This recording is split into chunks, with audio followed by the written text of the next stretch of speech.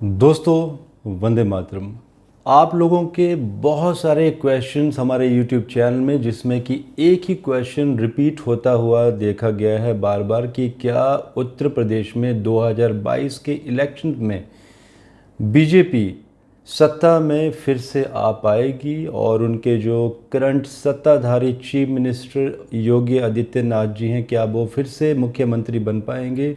दोस्तों, आज मैं डिटेल में आप लोगों को विश्लेषण देने वाला हूं बहुत सारे पॉलिटिशियंस का, जिसमें कि हम बहुत सारी कुंडलियां भी डिस्कस करेंगे, जिसमें कि बीजेपी की मायावती, अखिलेश यादव जी, योगी आदित्यनाथ जी, ओवैसी, कांग्रेस, मोदी जी, और ये सारी कुंडलियों का हम विश्लेषण करेंगे कि अगर बीजेपी उत्तर प्रदेश में नहीं जीतती हुई दिखाई दे रही है, जिस तरह से इस समय उत्तर प्रदेश में भारतीय जनता पार्टी और उसकी कोर लीडरशिप का विरोध भी हो रहा है, तो आखिर मुख्यमंत्री बनेगा कौन। चलिए हम शुरू करते हैं बीजेपी की कुंडली से।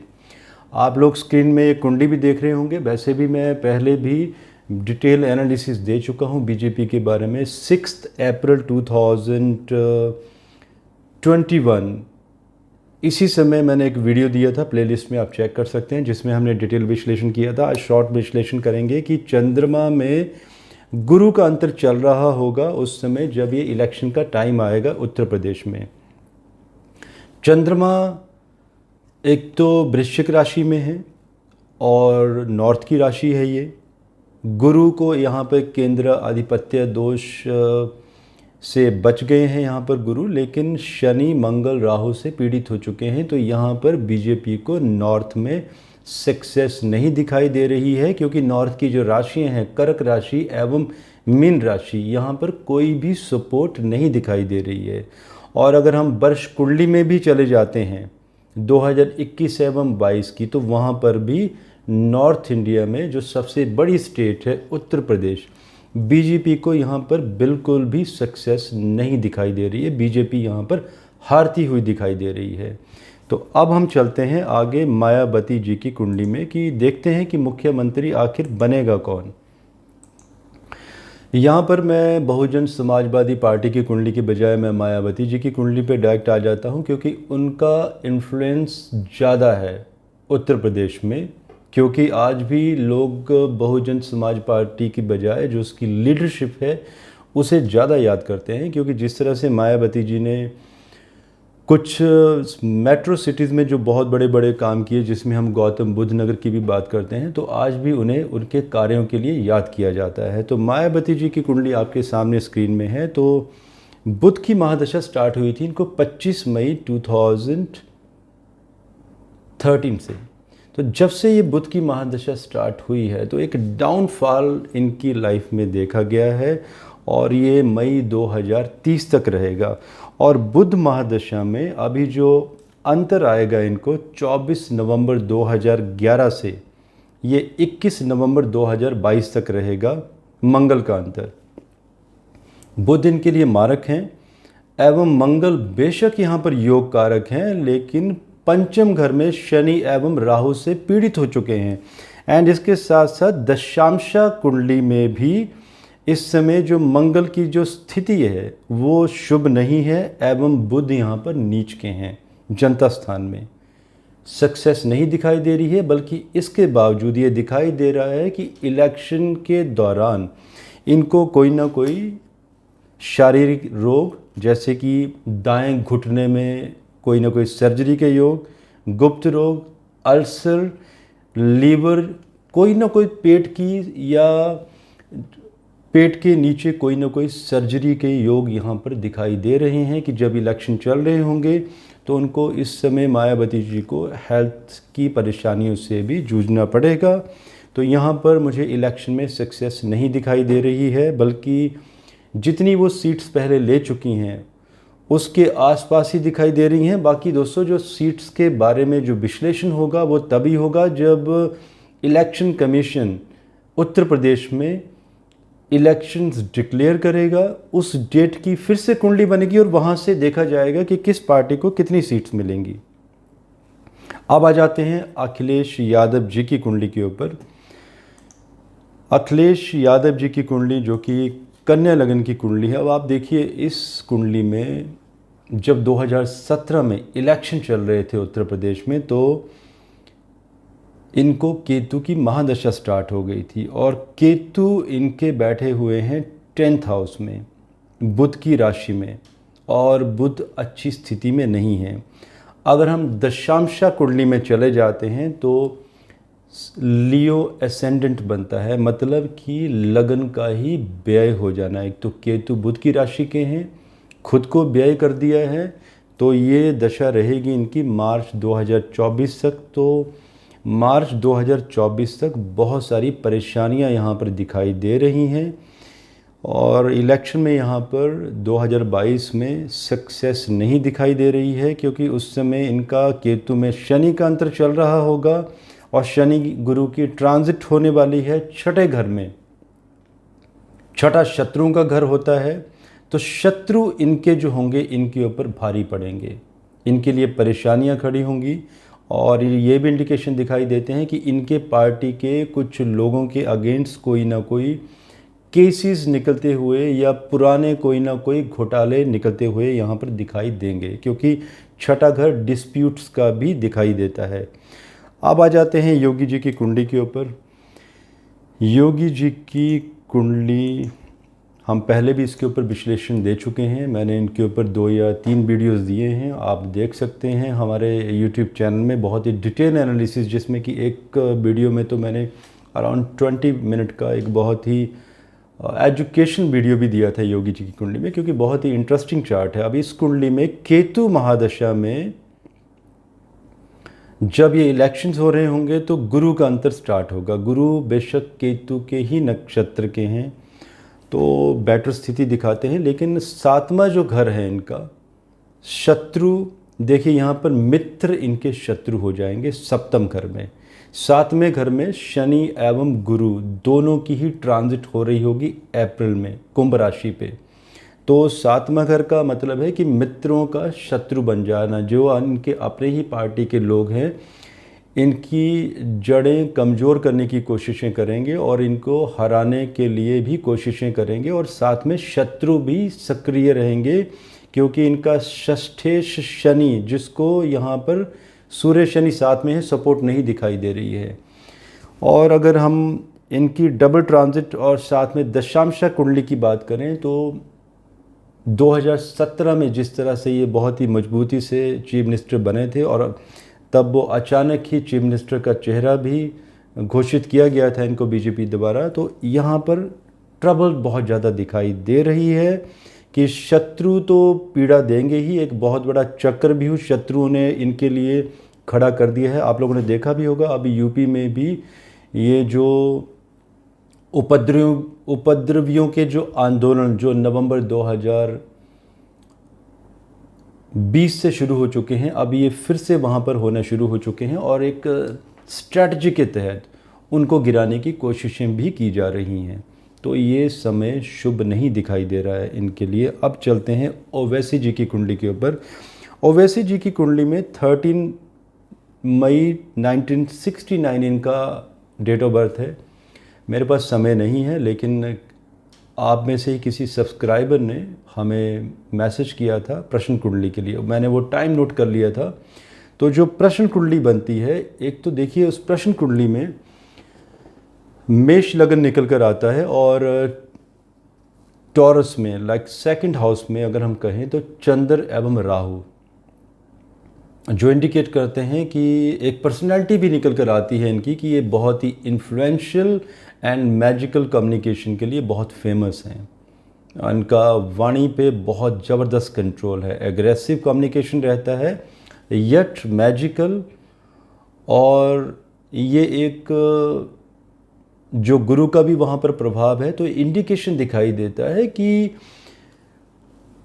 ये जिस तरह से इनका मैजिकल कम्युनिकेशन है, और क्योंकि राहु कूटनीति का भी कारक है, माना कि सरस्वती इनके मुंह पे बैठी हुई है, तो उत्तर प्रदेश में सीट्स निकालते हुए तो मुझे नहीं दिखाई दे रहे हैं, लेकिन कूटनीतिक यहाँ पर एक कनेक्शन दिखाई देता है शनि का भी, जो कि ये इंडिकेशन दिखाई देता है कि कोई हिडन 8वें घर को चंद्र राहु की दृष्टि 7वीं, तो कोई ना कोई हिडन एजेंडा जो कि किसी को पता नहीं चलेगा। मे बी आने वाले कुछ वर्षों बाद जब ये इलेक्शन हिस्ट्री बन जाएंगे, मे बी आफ्टर 20-30 ईयर्स, कि कुछ एजेंडा के तहत वो सिर्फ वोट काटने की कोशिश करेंगे और वो इनका अपना एजेंडा नहीं है, मे बी किसी पार्टी के साथ कनेक्शन है। ऐसा कुंडली में दावा तो नहीं किया जा सकता, लेकिन किसी एजेंडा के तहत ही वोट काटने की यहाँ पर कोशिशें की जाएंगी। अब आते हैं हम कांग्रेस की कुंडली के ऊपर।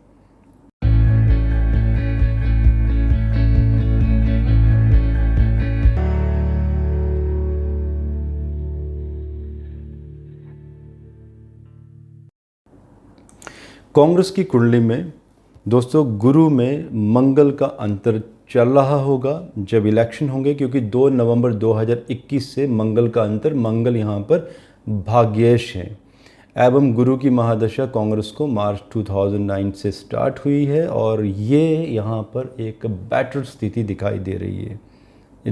ये चार्ट बेटर है। अब आप कहेंगे कि क्या कांग्रेस यहाँ पर सरकार बना पाएगी? दोस्तों इतना इजी तो नहीं दिखाई देता है कांग्रेस के लिए, क्योंकि गुरु का जो रोल आता है ये आता है हिंदुत्व के बारे में। जब भी हम गुरु से विचार करते हैं तो हिंदू वोटों के बारे में विचार किया जाता है और कांग्रेस ने अभी धीरे धीरे हिंदुओं का दामन थामना शुरू किया है, तो ये डिफ़िकल्टी पैदा करेगा।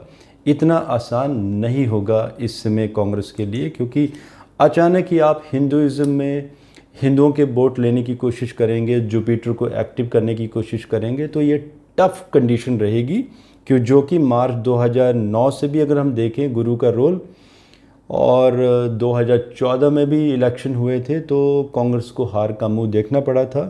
मंगल बेशक यहाँ पर भाग्येश हैं, अच्छी स्थिति दिखाई दे रही है पहले से, और इलेक्शन के टाइम पे जब इलेक्शन कमीशन डेट्स डिक्लेयर करेगा तब हम और डिटेल में एनालिसिस करेंगे कि कांग्रेस में कितनी सीट्स आएंगी। मतलब पहले से थोड़ी सी बेटर स्थिति दिखाई दे रही है। और यहाँ पर एक लीडरशिप, यहाँ पे मैं प्रियंका गांधी जी की बात करूँगा कि एक इंडिकेशन दिखाई दे रहा है कि अगर कोई फीमेल, क्योंकि मंगल बैठे हैं कर्क राशि में, और एग्रेसिव कम्युनिकेशन वाली कोई लेडी, जिसको मैं प्रियंका गांधी ही कहूँगा यहाँ पर, और ऐसी कोई स्त्री अगर कोई पार्टी को अगर लीड करने की कोशिश करें तो सीट्स पहले से ज़्यादा ले पाएगी कांग्रेस। अब आ जाते हैं मोदी जी की कुंडली के ऊपर। मोदी जी की कुंडली मैंने पहले भी इसके ऊपर विश्लेषण किया था। अभी कुछ दिन पहले ही मोदी जी का जन्म दिवस भी था, तो ये वर्ष उनके लिए थोड़ा सा कष्टकारी भी दिखाई देता है हेल्थ के कारणों की वजह से। चंद्र मंगल का योग बना है, एक बेटर योग है, लेकिन मंगल विरोध भी देता है। और जैसे ही शनि धनिष्ठा नक्षत्र में ट्रांजिट करेंगे, ये अराउंड 18 फरवरी 2022 को होने वाला है, 18 फरवरी को ही होंगे शायद। मैं फिर से एक बार चेक कर लूँगा, आप भी देख सकते हैं। जी हाँ, 18 फरवरी 2022 को ही शनि धनिष्ठा नक्षत्र में जाएंगे, तो मोदी जी पावर में आएंगे, लेकिन इनका विरोध भी बहुत ज़्यादा बढ़ेगा उस समय में। तो यहाँ पर मोदी जी और यहाँ पर ये जो मंगल और चंद्रमा दोनों ही राजयोग बना रहे हैं। नॉर्थ की राशि है वृश्चिक, तो नॉर्थ में यहाँ पर राजयोग बना है, लेकिन विरोध भी दिखाई दे रहा है, तो सक्सेस नहीं दिखाई दे रही है, क्योंकि चौथे घर में गुरु शनि की भी ट्रांजिट होने वाली है उन्हीं दिनों में इलेक्शन के दौरान। तो मोदी जी की कुंडली भी यहाँ पर पावरफुल नहीं दिखाई दे रही है। अब दोस्तों मैं कंक्लूजन में आता हूँ। कंक्लूजन में मैं एक बार, देखिए अभी इतनी सारी कुंडलियों का एनालिसिस किया है, तो योगी आदित्यनाथ जी की कुंडली में एक बार फिर से विश्लेषण करेंगे। मैंने कहा भी है कि उस समय इलेक्शन में इनके लिए हर्डल्स खड़ी होंगी, लेकिन जो इनकी दशांशा कुंडली है वो यहाँ पर स्ट्रेंथ दिखाई दे रही है दशांशा कुंडली में। एवं देखिए शनि गुरु प्रमाण है कि शनि गुरु सप्तम में चले जाएं तो मित्र एवं शत्रु दोनों ही सक्रिय हो जाते हैं। इंसान को युद्ध जीतना बहुत ही मुश्किल हो जाता है, इंसान चक्रव्यूह में फंस जाता है और उससे बाहर नहीं निकल पाता है। लेकिन डिपेंड करता है देश काल, और देश काल पात्र भी यहाँ पर अप्लाई करना पड़ेगा। ये नियम है ज्योतिष का कि सिर्फ कुंडली देखने मात्र से कार्य नहीं चलेगा, देश काल पात्र अप्लाई करना पड़ेगा। आपने देखा होगा योगी आदित्यनाथ जी का जो लाइफस्टाइल है वो एक मॉन्क हैं, भग में कपड़ों में रहते हैं। He is a pure vegetarian. Spiritualism में भी उनका बहुत बड़ा ध्यान है और वो मेडिटेशन भी करते हैं। तो एक स्पिरिचुअल प्राणी भी कहा जा सकता है उनको। तो जो गुरु और शनि का जो ये प्रभाव है, ये साथ में घर में स्ट्रेंथ लेके आएगा कि शत्रु या मित्र जितने भी एक्टिव सक्रिय क्यों ना रहें, वो उनको परास्त करते चले जाएंगे, बल्कि इनको कुछ करने की ज़रूरत ही नहीं पड़ेगी। वो ऑटोमेटिकली शत्रु यहाँ पर दबते चले जाएंगे। आप देखते हैं कि इनके जीतने के कितने योग हैं। 2017 में केतु, तो नवंबर 2017 में शुरू हुए थे, तब दशा छिद्रम चल रही थी जब ये चीफ मिनिस्टर बने थे। उसके बाद केतु ने बहुत बड़ी सक्सेस दी। अब ये केतु में गुरु का अंतर स्टार्ट होगा इनको 9 नवंबर 2021 को। गुरु पंचम घर में अर्थव्यवस्था में बैठा हुआ है। आप लोग दोस्तों देखिएगा, 9 नवंबर 2021 के बाद कुछ ही दिन बचे हैं, हार्डली 35 दिन, उत्तर प्रदेश में बहुत बड़े बड़े प्रोजेक्ट्स का डिक्लेरेशन होगा। 5वें घर से प्रॉपर्टी प्रोस्पेरिटी, प्रॉपर्टी चौथे घर से भी देखी जाती है, और प्रॉपर्टी का राइज, इन्फ्लेशन मतलब उसका बढ़ना, उसका डिमांड एंड सप्लाई, जिसमें डिमांड का बढ़ना 5वें घर से देखा जाता है।